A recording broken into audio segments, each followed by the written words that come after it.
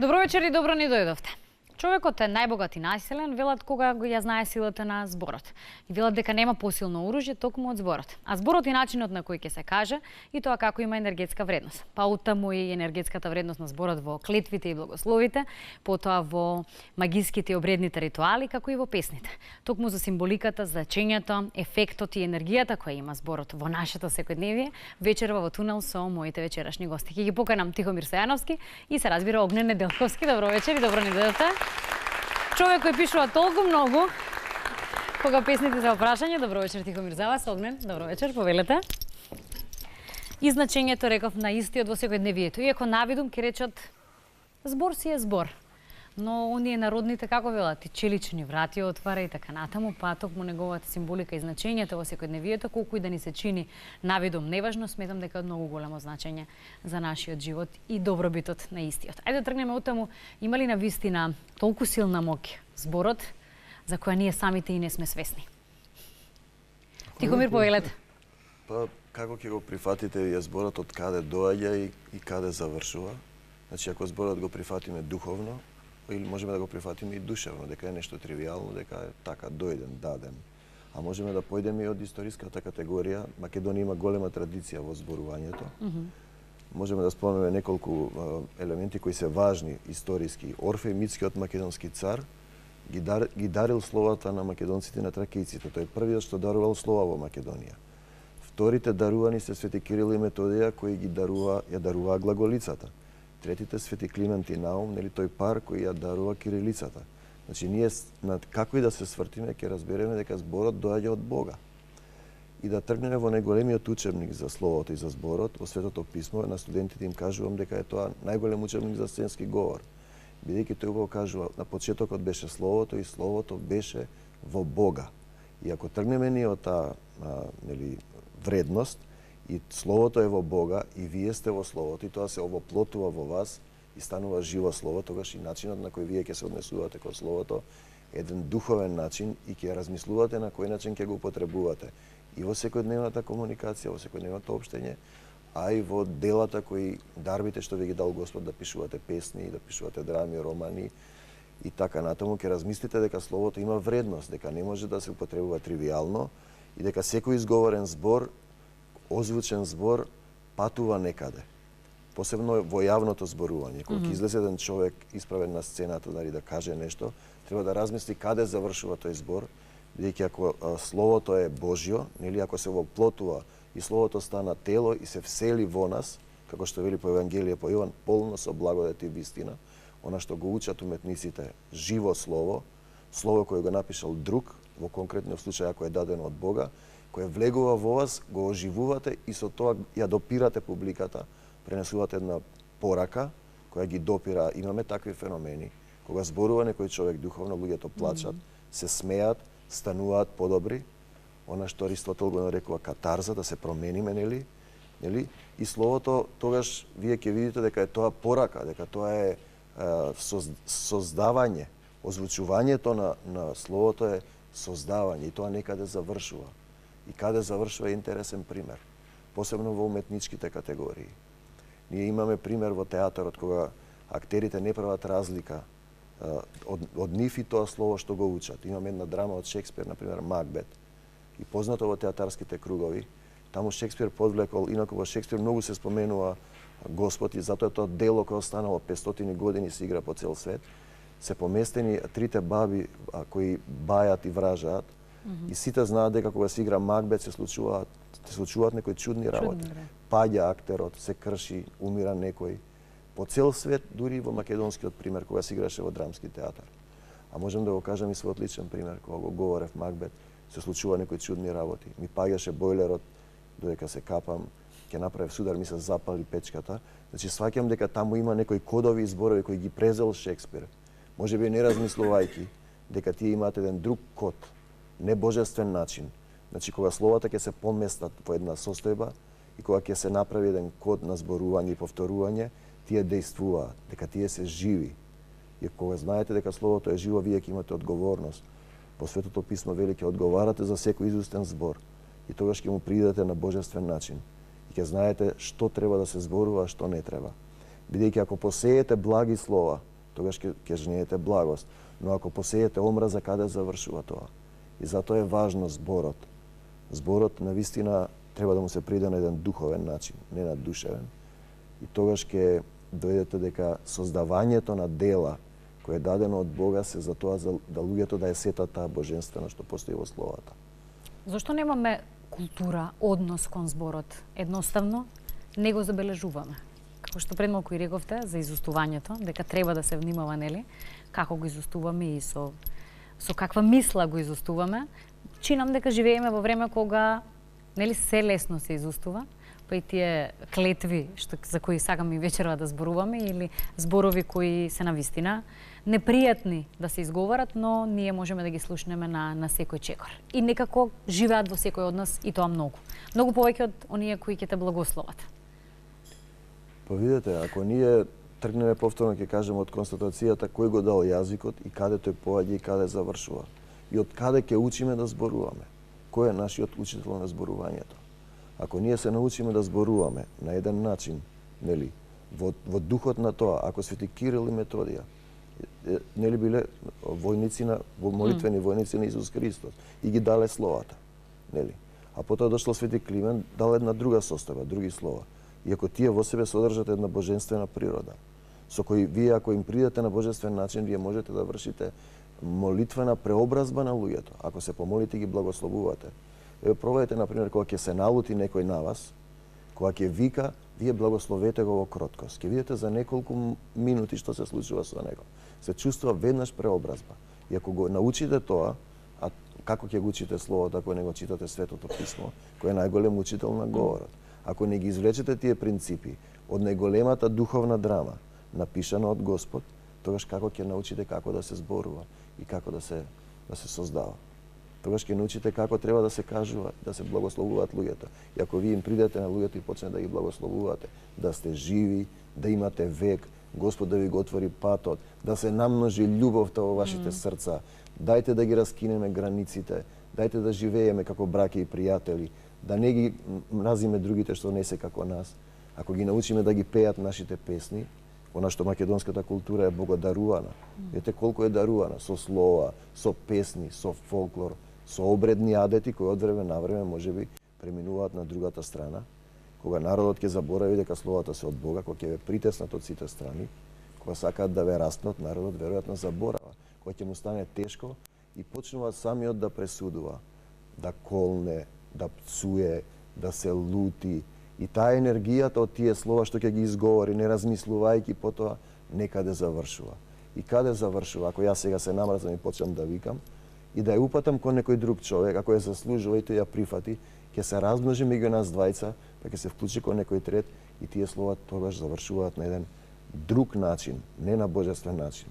Но ако вие успеете, нели, како што вели, да го завртите и другиот образ, да размислите дека не сте вие да судите, дека има кој ќе суди, дека за секој збор треба да одговарате што ќе го изустите, дека словото човек не се храни само од храна, туку има духовна храна, да го читате словото. Верувајте ми дека поголем учебник за зборувањето, за јавното зборување, за медиумските личности од Светото Писмо нема. Видите, таму има еден пасус во Јаков, и словото е мал орган, но голема гора запалува. И ако фрлите едно запаливо слово, ќе запалите многу работи. Но исто така, ако фрлите благ збор, еден благ збор, нели благословен, тогаш ќе ги омекнете луѓето и ќе видат дека наспроти нив седи уште едно суштество кое е дарувано од Бога и нас не содел Господ не да судиме едни на други, туку да се надпреваруваме најнакрај со тие слова кои колку успеал да прими, ако ги истура Господ од благословите, ако вие сте отворени, имате човеколюбие во вас, тогаш вашето слово ќе има вредност, ќе има духовна вредност. Спротивставеното кога народот ќе го притиснат и ќе почне да колне, клетвата заминува и потоа се враќа и завршува повторно кај тој што е упатил, бидејќи нема каде поинак. Да, сега да прашам, од каде ни доаѓа поривот за клетви? Тоа се почесто ми се чини во денешно време. И често да се употребуваат и често да ги слушаме. Вие ќе ми кажете, па ќе продолжиме со Огнен за молитва на зборот во неделна песната. Ако ќе се притеснат во одреден период и ќе помислите дека не постои тој што ги дарил словата Господ, станувате вие и мислите дека треба вие самите да се браните, да пресудувате и потоа колнете, проколнувате и веќе влегувате во тој завртен круг на озвучувањето. Што ќе озвучите, тоа ќе се врати кај вас, бидејќи најнакрај вие сте изворот и тоа се одбива само или заминува таму и потоа неговото, што тој ако го прифати вашата колнење се враќа кај вас и тогаш вие доаѓате во состојба на само проколнување, на наследно проколнување и други состојби. Ние во Македонија имаме такви песни народни. Една интересна песна кога Македонија веројатно била притеснета, кога во песна ја колнеме Европа, таа е проклета и триклета да бидеш ти Европа, блудница вавилонска. И сега можеме да го замислиме тоа кога народот бил распнат од сите четири страни на нашите соседи. Македонија немала држава, немала дури ни собствена црква да ја заштити и едноставно народот бил растргнат. И во тој момент е настаната таа песна, која на некој начин е проколнување, само проколнување, како да кажеме, и има безброј примери и Огнен, тој повеќе од тие... Да, за токму од тој пишан збор кој потоа го пееме и го повторуваме несвесно многу често, а како што велите, ако се подзамислиме, значи тоа повторување и тоа изустување на зборот од некаде ќе се врати. Сега слушајќи од Тихомир бе фатиен страв, ние пишуваме се и се што, меѓутоа најчесто не размислуваме за ефектот и за враќањето на тие зборови како бумеранг. Да.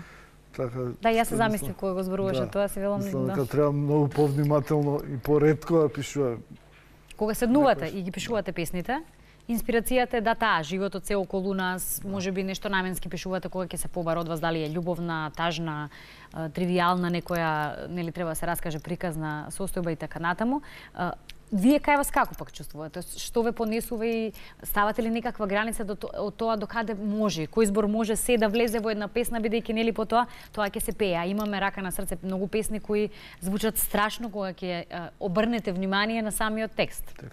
Да, јас работам најчесто на музика, значи ја слушам музиката извесен број пати, таа мелодија, и таа предизвикува кај мене одредени слики, емоции и се обидувам во секоја песна да раскажам некоја приказна. Сега, самото редење на зборови е многу важно, значи раскажувањето на таа приказна. Јас 20 и кусур години се обидувам на луѓето да им раскажам некои своји приказни, но и некои туѓи што сум ги слушнал.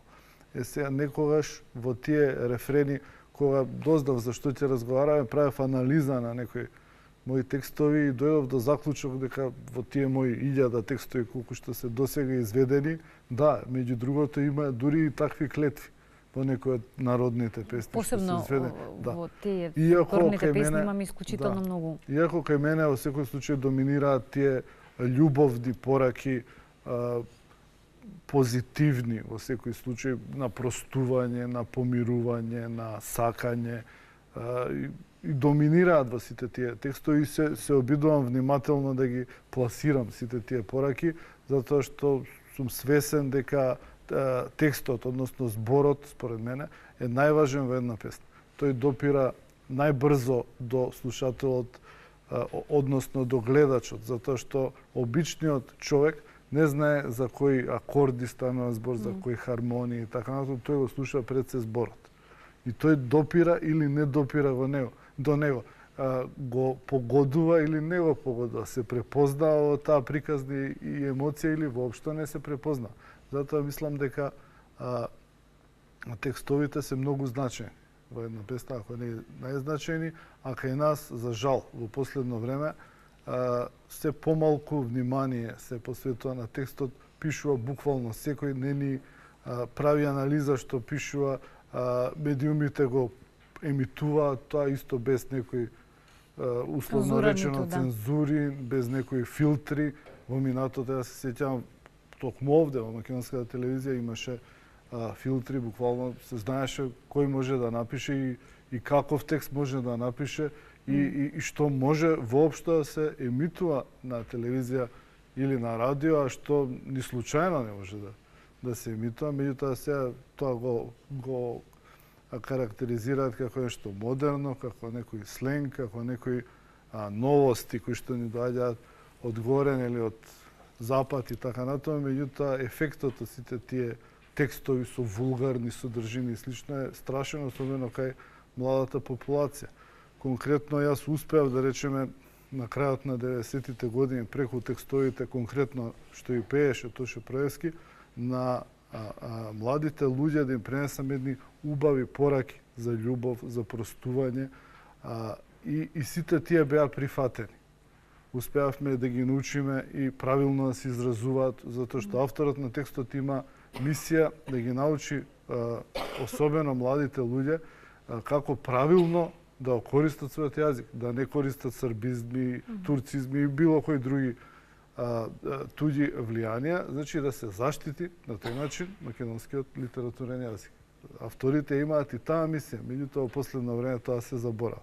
И кога го споменавте токму него и кога ги споменавте песните, пред малку говоревме дека потоа имаше забелешка на едни тешки песни во неговата кариера, кои едноставно лесно потоа луѓето ги врзаа нели со ситуацијата која се случи. Колку на вистина нели тоа споменување често на такви тешки состојби знае да предизвика, како вие пред малку што рековте, нешто што и ќе се врати. Па видете, ќе имаме историски пример. Тоа е античкиот драматург, драмски автор Еврипид, кој бил дворски хроничар на дворот на македонскиот цар Архелај, и ја напишал најзначајното дело во антиката. Баханали, инспирирано од царската македонска династија, нели, од односот кон чествувањето на боговите. Ние го имаме неговиот пример. Тој непознат е комплетно во македонската драмска наука. Тој се вика принципот Деух ен махина. Еврипид на крајот на своите драми го повикувал Господ да го разреши тоа што го играле актерите. Затоа што целата античка драматургија се занимава со односот на човекот и Господ. Дали човекот може да се однесува како Бог или не. Значи, кога тој умел тогаш во антиката, да видиме 200 години пред Исуса Христа, да разбере дека на крајот треба да се повика Господ за да се заштитите со тоа што го играт и го зборуват.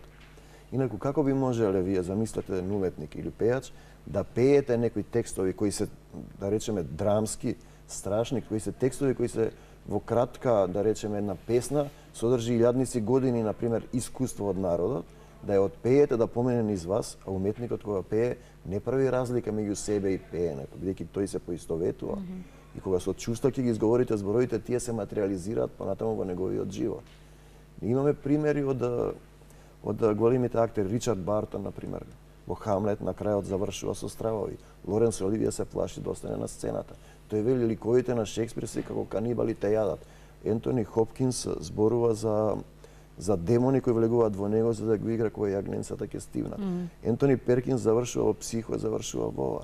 Затоа што го заборавиле принципот на македонскиот драмски автор Еврипид.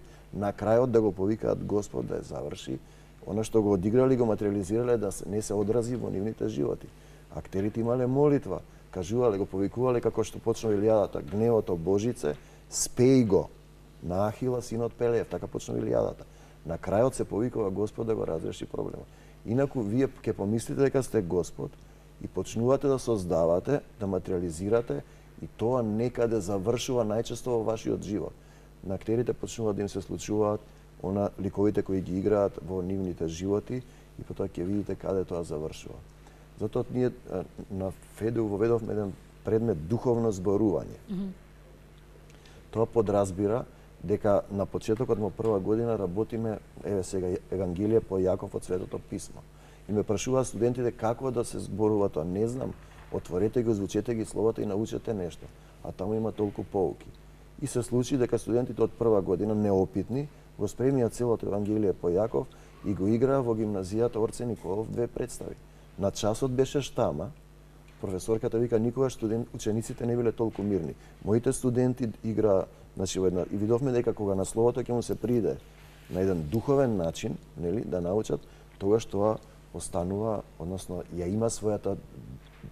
Не можеме да заборавиме дека словото е дадено од Бог, дека ние можеме да толкуваме и да правиме што сакаме со зборовите. Тогаш затоа границата е падната. Секој може да зборува што сака, а телевизијата се вика медиум.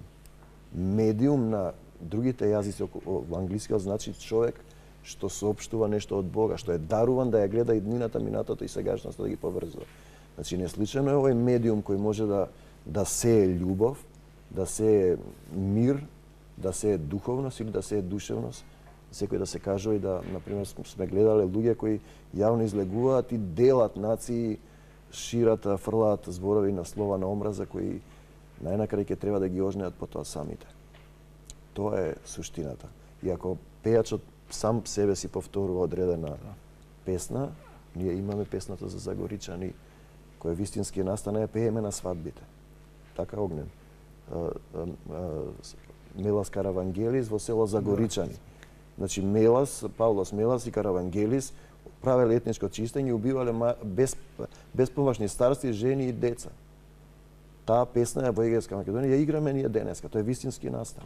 Ја пееме на свадбите. И кога ќе видам дека фала му на Господа, па ние не ја пееме со мраза, туку ја пееме со, значи успел македонскиот народ да прости и дури ја игра во орото. Може би тоа е еден начин на разрешување на тие состојби, дека не треба ние да судиме, треба да ги оставиме работите. И тогаш зборот ќе има вредност, ќе има вистинската духовна вредност. И ќе видите ако некој човек зборува, а нема што да ви каже, вие не го слушате, тој зборува душевно од себе си. Но ако некој зборува Божји зборови, тогаш вие ќе го слушате, тој може со сати да зборува. Зашто тој не зборува од себе си, туку се поврзува со духовната енергија, се поврзува со Бог и тогаш зборува. Уметникот е исправен, е даруван за да ги пренесува тие пораките. Огнен знае добро како доаѓаат текстовите, прекрасни текстови со љубов напишал. Да, со многу љубов. Да, чудно е тоа. Некогаш од кој ќе довршам текстот, се прашувам кој ми ги кажал тие зборови. Буквално се случува да несвесно да биде тоа. Се случило да имате пример да дојде да ви кажат ова што го пеев, мене ми се случи во реалност, односно ми се врати ова што го пеев во песната. Како можеш? Нели го доживеав, го преживеав, ако не било? Дали... Не, најчесто јас им погодувам што ќе им се случи. Значи, или што им се случило без да ги познавам воопшто пејачите. И тоа е чудно. Например, не го познавам пејачот, пишувам за него текст и тој се препознава во него. Што е исто многу важно да се препознае за да го прифати и публиката. Што секој може во добро пласирана, напишана емоција, секој може да се препознае, да види дел од својот живот или од неговата околина и да рече да, во оваа приказна се препознавам јас и затоа го пеам тој текст, односно да пеам таа песна. Зашто никогаш не пеете песни што не ги сакате. Остануваат тие песни што ви се допаѓаат, што ви значат нешто, во кои се препознавате, во некој збор. Во кој зборот допрел до вас, што се вели. Апсолутно, затоа е важен зборот. Магиските сакате? Па да, ете тоа, песните што ги пееше Тоше, посебно за љубовта и во текстовите на Огнен, бидејќи тој ги пееше со сето срце и душа, со Божјата дарба што е добил, ги отвораа сите луѓе. Ги отвораа внатре во нивната длабока сушност дека се тие едноставно исти меѓу себе си. Тој ги премина границите на македонскиот, на балканскиот полуостров. И каде и да пееше го прифаќа. Зашто пееше со љубов. На македонски јазик. Не го разбира се сваќа. Во Словенија, например, ја пеа тајно моја од збор до збор. Врска нема, ништо е молика, ни така натаму. Меѓутоа пеа и ја чувствуваа таа емоција, без да разберат ништо. Магиските и обредните ритуали, каде што зборот има клучно значење и честопати се злоупотребува, мислам. Тука се другото застранување. Значи, рековме, првиот греф мораме да тргнеме, кога им вика Евата змијата која прелажа Ева и вели ќе бидете како богови за да касне од дрвото на спознанието на доброто и злото. И тогаш човек мисли дека сам може да ги реши проблемите и се појавуваат одредени луѓе кои служат на другата страна, не на Бога, кои им помагаат во одреден период, ако вие немате доволно сила и не сте поврзани со Господ, сте незаштитени да ви извршуваат одредени обредни дејанија кои ако вие сте отворени и живеете со Словото, например, со Господ, ако сте отворени, не осудувате, не мразите, читате од Светото Писмо зашто треба да се храните духовно со нешто, а тоа е храна која преминала милениумски кодови, како да кажеме, и е жива денеска. Не случајно е преведена на сите јазици. Не е случајно тоа што останало и не може да се надмине, бидејќи тоа е врвот на творештвото. Оттаму можете да изведете една реченица и да направите какви сакате дела. Значи, од другата страна создава служители на другата, нападнатиот ангел, на нечестивиот, создаваат луѓе кои му служат нему и прават одредени обредни дејанија кои не се во нивна надлежност и влијаат на луѓето. Ви го кажав примерот со Макбет. Луѓе кои се поминали низ тоа може да ви раскажат разни состојби. Значи се прави одреден код на зборови поврзани кои во одреден период можат да влијаат на вас само доколку Само ако сме полабилни или ако не сте, како да ви кажам, ако не живеете со бидејќи јас сум христијанин, со Исус Христос, тогаш сте незаштитени. Тоа не подразбира само да одите литургиски во црква, тоа подразбира да го читате Светото Писмо секој ден.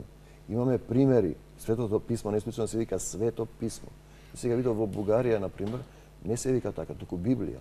Кај нас останало кодот на народот. Луѓето го читаат и се исцелуваат.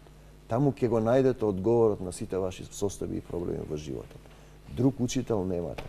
Тоа е дадено, тоа е со состојбата. Она другото потоа ќе биде минливо и нема да може да допре до вас. Инаку постојат такви состојби. Ги проучувам, македонската обредна култура содржи многу, но не ги проучував темните, туку обреди на води, кои ги има и во Светото Писмо, ги има и во Стариот Завет и во Новиот. Значи, свети води по македонски, по христијански празник, Свети Јованова вода, Среда, Света Петка и така натаму, активни денес. Ме носеше штец Златко Давидковски од Режановце, снимив 30 на 40 води, со примери на луѓе кои се исцелиле таму од водата, но како што вика Златко, не ги исцелува водата, туку Светиот Дух ја наградува нивната верба, дека веруваат во Господ и доаѓаат на одреден место, тоа се значи потикнувачи да поверувате дека Господ не ве оставил, дека не треба да се плашите, дека ќе ве завладее темнината и да размислувате на еден духовен начин. Да, пред известно време исто и говоревме за тоа колку чудно е што светата вода нели обично стои, тоа стои долго, ќе ни стои со периоди, не се расипува. Знаеме да се напиеме, нели? Имав искуство и си стои таа со истиот баланс, со истиот вкус, нема ништо. Те само уште ова, па докажано е, јапонските научници докажа дека на водата која се прави молитви се подобрува нејзиното, освен што бактериолошки се исчистува нејзината структура. Руските научници докажуваат научно дека храна на која се кажува молитва, благодарност кон Бога, се чисти од сите штетни оние материи денеска што ни ги даваат со оние вештачки семиња за да може да се продава лековите. И сега му предлагам огнем да кажем. Да, и каков збор користиме? Кога и за театарот вие ќе ми кажете, но еве пишаниот вие во вашето семејство на големо се пишува што се вели и зборот вие секојдневие, употребата на истиот. Да. Јас меѓу другото и драматургија завршувам, знаете. Ние колеги бевме заедно. Така што сум по професија, нели, драматург. Па зборот е многу присутен во нашето семејство. Некојаш знае да биде побрз од устата и од паметот, меѓутоа се обидуваме да го контролираме колку што можеме. Зборот е многу значен во нашето семејство. Јас и потекнувам од писателско семејство. Мојот татко Велко е писател кој што зад себе има 40 романи напишани. Така што, од кога знам за себе, мене ми е најважен зборот, литературата, книгите и така натаму. Пренесувате тоа на вашиот син? Важно ви е да го свати значењето на зборот и како говори? Па се обидувам да му пренесам, меѓутоа честопати не успеам. Тој се уште не го сваќа. Не ја сваќам моќта на зборот. Искрено не сакам многу да читам. Да чита? Да. Зошто? Иако во последно време покажува некои афинитети да пишува, иако јас му кажувам дека за да пишува мора прво многу да прочита. Кај песните во поново време, малку споменавте, но еве повторно ќе ве вратам, се почесто беззначајни текстови слушаме, можам да забележам, отколку песни кои се пееле некогаш, се пеат и ден денес заради нивната убавина, значењето, љубовта, можеби енергијата која носеле. И сега веќе се навраќаме на тие стари, нели, дамнешни хитови, бидејќи чинам дека веќе некој нов опус со песни кои се такви издржани и ќе речеме ќе живеат за нашите генерации кои доаѓаат, ние практично ги немаме. Тоа ќе покаже времето, не се знае од сегашна перспектива што ќе остане како песни, меѓутоа во секој случај не постојат она што и претходно реков филтри. Значи секој може да пишува без никаква контрола. И тука е проблемот. Треба некој да каже ова е добро, ова не чини.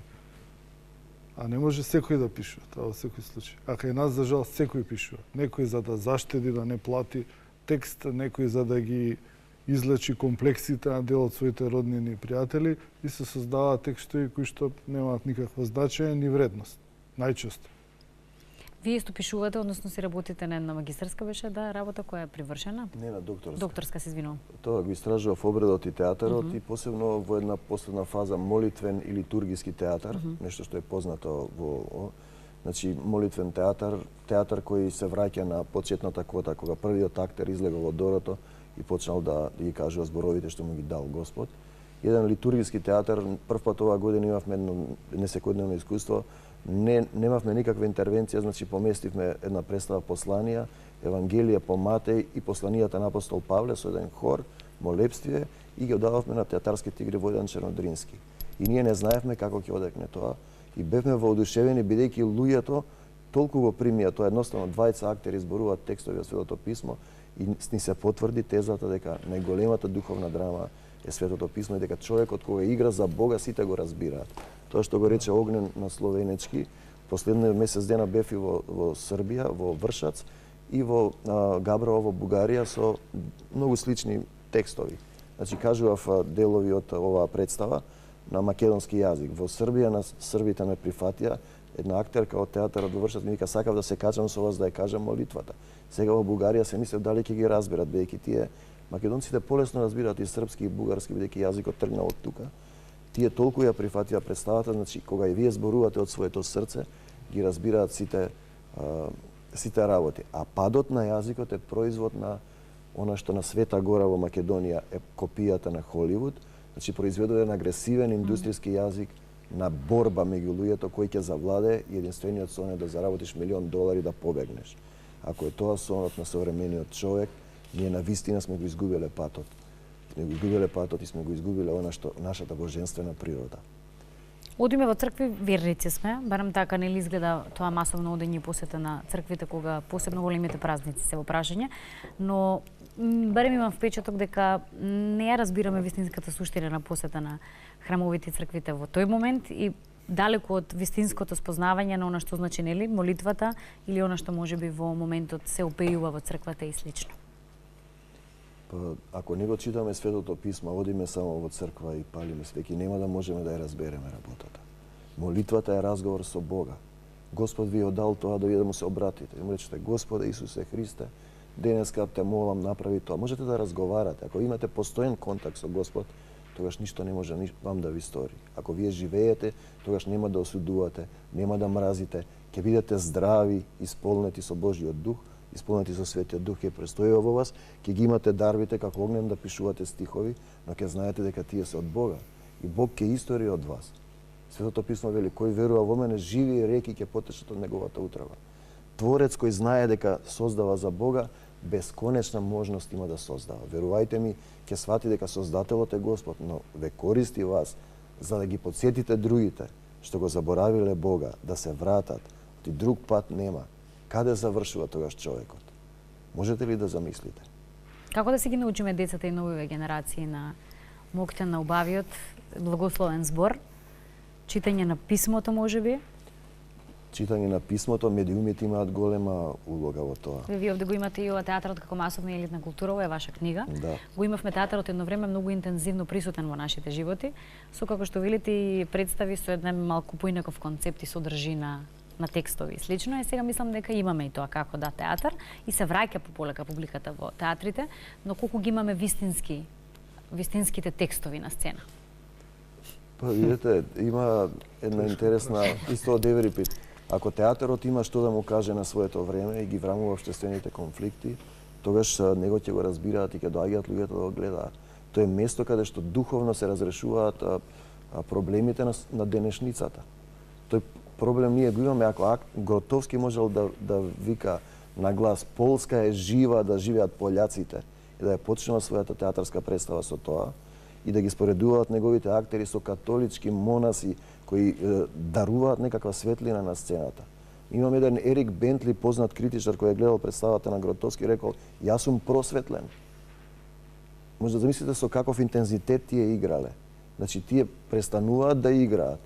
Тие, значи, играат, како да го кажеме тоа што Данкан го вели.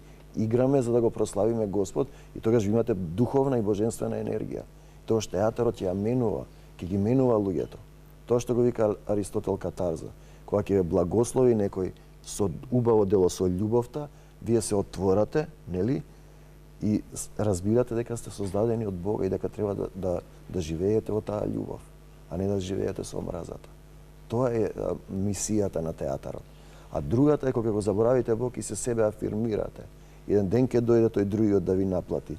Ќе ви рече толку зборови по толку и вие завршувате на другата страна. Само сакам да прочитам неколку христијански благослови, не се објавени и не се прочитани. Значи, колку е креативноста да врвиш по Христовата светлина. Од Свети Тихон Аматиски живеел во Солун, прогласен за светец, значи наш човек, го раздал житото на татком го карал, па Господ му го наполнил. Да ти се наполни душата со љубов, срцето со милост, да врвиш во Христа. Видете ако го почнувате денот со ова. Да раснеш во блаженствата. Блажени се бедните по дух, зашто тие ќе го видат Бога. Да си едно со Христоса. Во Божјо царство да се сретнеме сетне. И колку убави благослови, а ние ги забораваме. И ако го почнеме денот со тие, има многу. Христос на тронот на твојот живот. Сета Христова љубов во вас. Па може ли после ова да живеете вие на еден недуховен начин? И повеќе има, ги најдов кај Свети Тихон Аматиски и толку ми оставија впечаток. Значи како можеле од еден религиски систем, претходно си било тука друга, нели? Македонија познат, од еден религиски систем се преобразува Македонија и затоа благодарувана да ја разбере врската со Бог. Тука преминале религиските системи, Кокино, обредот, олимската митологија, денеска христијанство, имаме и повеќе и муслимани, македонци, тој па исто благодет. Ако ги видите колку тој народ успел. И најубавите благослови, како што рече македонците муслимани во Голобрдо. Да имаш век, да си жив. Има една реченица, со све вами. Значи со се вас. Да. Толку е со све вами.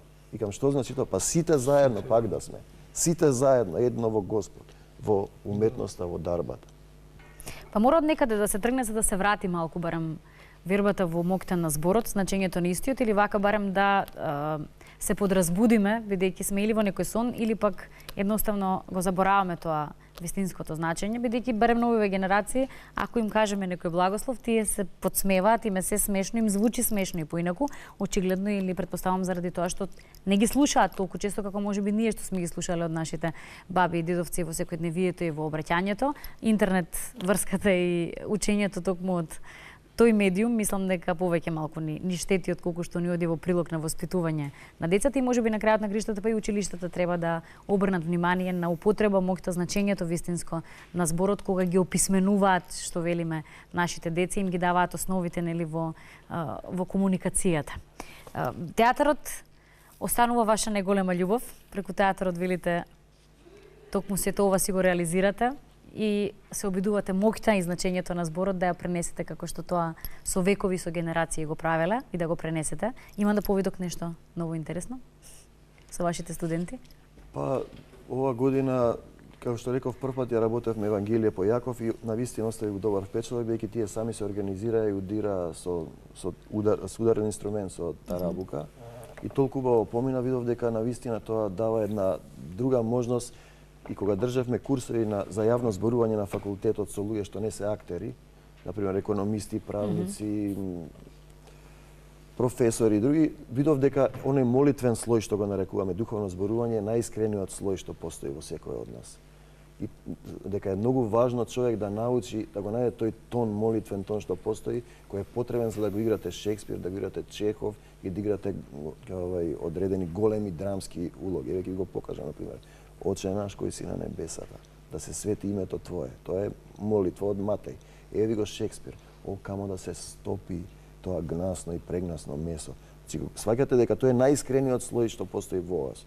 И се обидувам на тоа ниво да разбудам кај нив, да го најдат тоа чувство на искрен внатрешен говор, да го пронајдат својот даден глас, оној почетен глас, без оние медиумски застранувања што денеска ги гледаме на пцовки, кавги, агресија, битка, и сите филмови завршуваат со пукање, со убивање, како да е тоа ново дан, парите и заминува. И тие го, значи, луѓето гледајки, слушајки, пејки, учат имитативно. И ако гледаат дека некој убива за $1.000.000 и на крај добива награда Оскар, тогаш ќе рече дека така треба да се однесуваат. Тогаш ние ќе изгубиме битката, бидејќи ние што можеме уште во училиштата, а тие ќе отидат на интернет, ќе гледаат филмови и ќе гледаат таа агресија што е посејана денеска и некаде треба да заврши. Да. Може ли да заврши? Ќе заврши. Пишано е во Армакедонската битка по откровение по Јован Богослов.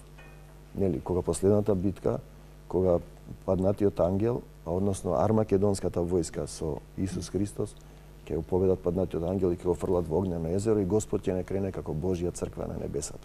Тоа е завршувањето. За тоа станува збор.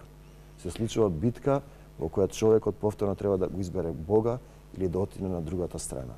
А каде оди овој свет? Што има поубаво од тоа? Зошто тогаш се прават литургиите и пеат црковните хорови? Зошто луѓето се молат?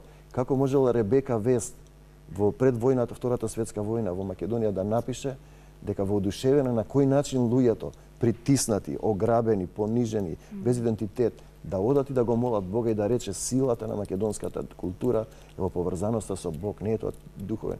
Кој ги насекал тие фрески, кој ги одиграл тие ора, каде се носиите, Господ ги дарувал. Народот е даруван, преживеал многу бури. А пазете, големината на македонскиот јазик, што е дадено од Господ, од Свети Кирил и Методи и од Свети Климент, е во тоа што тој простува. Тој нема омраза кон своите соседи, кои најнакрај ќе треба да простат. По таа тенденција, каде ќе заврши тоа што тие негираат нешто што го дал Господ. Апостол Павле ноќеска сонував еден сон македонец кој ме молеше и ми велеше: дојди во Македонија и помогни ни. А потоа вика, по тоа видение ние веднаш тргнавме за Македонија, оти Господ не повикал таму да го шириме светото евангелие. Значи Господ го признал македонецот, а тие не го признаваа. Каде ќе заврши тоа?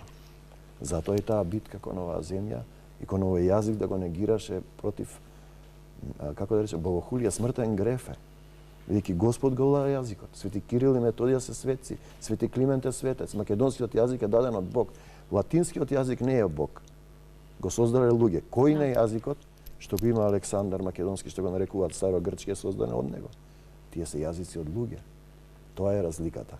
Дали ќе бидете духовно во зборот или ќе бидете душевни, ќе создадете од луѓе и потоа доаѓа тој да ви наплати на крајот. Да, наплаќате за вашите песни, но ја напишавте ли токму онаа песна која вистински чувствувате дека е условно речено оној врв кога зборот, употребата моќта на истиот во вашата кариера е во прашање? Па добро, сметам дека имам десетина текстови кои што се така, да е до високо ниво, иако секој автор во било кој жанр секојаш ќе ви каже дека секојаш очекува одново и одново да напише нешто добро и подобро и да се стреми кон уште подобро и најдобро, инаку не би пишувал веќе, би престанал да пишува. Јас се надевам дека во идните години ќе имам можност да имам таа соработка и да ми доаѓаат уште многу убави мисли, убави текстови, позитивни текстови кои што и понатаму ќе шират таа љубов помеѓу луѓето. Иако морам да признам дека во последно време го читам Светото писмо, јас долги години не бев ни крстен, затоа што ето така одлучиле моите родители, самиот си ја правев својата крштевка, че сам го прифатив христијанството и во последно време ете го читам Светото писмо, ги откривам сите тие тајни и откривам од каде доаѓа целата таа љубов во моите текстови. Јас се надам дека и тоа како уште ќе има песни толку силни, љубовни, искрени од вас, бидејќи со истите некако растевме и ги пеевме, ги слушавме и ни дадоа една убавина и топлина во нашите души. Вие, професоре, ќе не осветлите со некоја од сличниот тип представи која правевте со студентите, на тој начин ќе се разбира, ќе се обидете, а ние ќе се обидеме да го следиме тоа, да допреме до сето ова за кое вечерова вака говоревме, за моќта на зборот, неговото вистинско значење и дека ова ќе не подзамисли сите и дека верувам некако, иако преку камера луѓето, публиката почувствува одредена просветленост која јас морам да бидам искрена, говорејќи овде со вас во студиото и слушајќи ве, ја почувствував денес овде и ме подзамисливте и за Светото писмо и за сето она што пред малку го говоревте и се надевам дека на нашите генерации ќе ги благословуваме многу почесто во секојдневието отколку тоа што го правиме денес и дека во ова едно убаво празнично расположение кое го имаме деновиве нема да ни биде напразно одењето во храмовите, во црквите и сето тоа нели што таму го доживуваме, нели ќе го доживееме онака вистински од срце и во некоја следна прилика бидејќи мислам дека на оваа тема може уште да говориме, ќе зборуваме вака топло и искрено како и вечера. Ви благодарам за гостувањето. Вие не плашете се да благословите, да имате убава мисла и убав и топол збор, бидејќи како што рековте вие вечерова, не заборавајте, се тоа се враќа. Ви благодарам.